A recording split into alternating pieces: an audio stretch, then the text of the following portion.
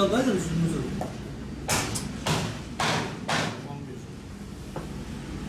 Çırak.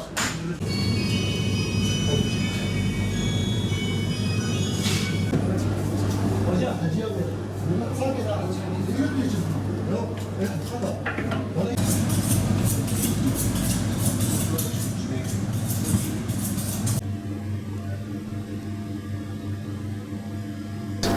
Aslında uzun zamandan beridir ülke gündemini etle ilgili olarak yani böyle gündemi şey yapan, meşgul eden et fiyatları yükselişe giriyordu. Hakikaten de yani haksız bir yükseliş vardı ette. Çok büyük haksız bir yükseliş vardı. Şu an Kurban Bayramı'ndan bu yana %10'luk bir düşüş var şu anda ette. %10 gibi düşüş var.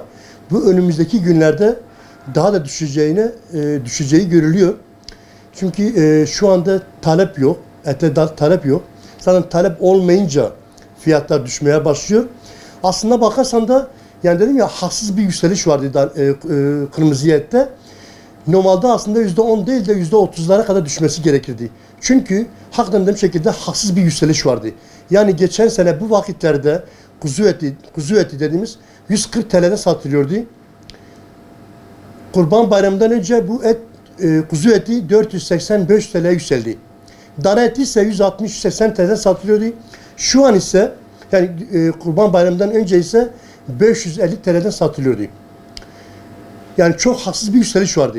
Şu an ise sadece %10 düşüş var. Aslında bunun dediğim şekilde %30'lara kadar düşmesi gerekir.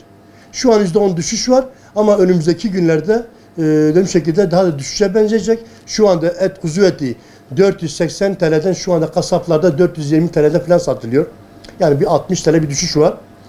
Dana eti ise 550 TL'den şu an 450-500 TL arasında satılıyor. Orada da bir 50 TL bir düşüş var. Yani düşüş olması vatandaş açısından gayet makuldür, sevindirici bir gelişmedir. Şurada ben lokantacılara seslenmek istiyorum sizin aracınızla.